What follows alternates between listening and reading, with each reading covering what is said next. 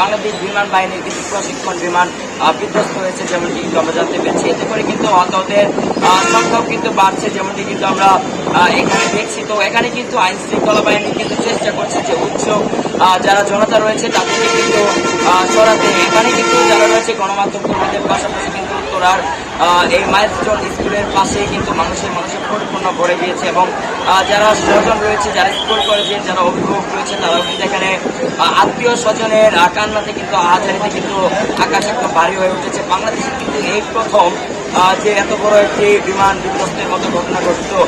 তৌকির যেটি বিমান রয়েছে বিধ্বস্ত, সেখানে কিন্তু লেফটেন্যান্ট যেটি পাইলট রয়েছে তার নাম কিন্তু তৌকির। তিনি কিন্তু চেষ্টা করেছিল যে বিমানটি যেন নিরাপদ জায়গায় যাতে করা যায়, সেটিও কিন্তু সম্ভব হয়নি। পরে কিন্তু বিমান বাহিনীর প্রশিক্ষণরত বিমানটি উত্তরে মাইলস্টোন স্কুল কলেজের ক্যাম্পাসে ঠিক মাঝখানে কিন্তু পড়েছে, যেমনটি কিন্তু দেখেছে।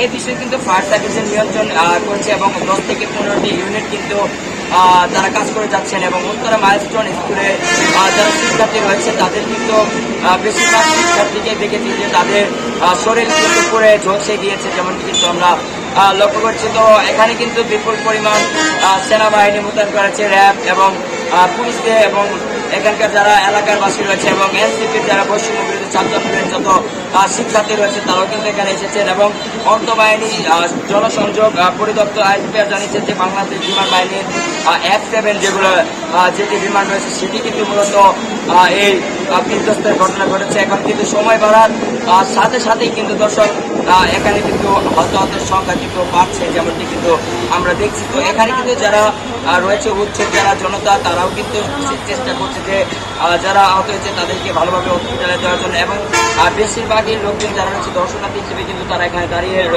রয়েছে, এবং শিক্ষার্থীদের কিন্তু রক্তের প্রয়োজন রয়েছে, যেমনটি কিন্তু আমাদেরকে এখানে জানালো। এখন পর্যন্ত কি কতজন নিহত হয়েছে সেটিও কিন্তু আমরা জানতে পারিনি। দর্শক, এখন পর্যন্ত কিন্তু এই মুহূর্তে সর্বশেষ জানাতে কিন্তু যুক্ত ছিলাম আমি নাহিদ হাসান হৃদয়, জাতীয় দৈনিক সরেজমিন বার্তা, ঢাকা।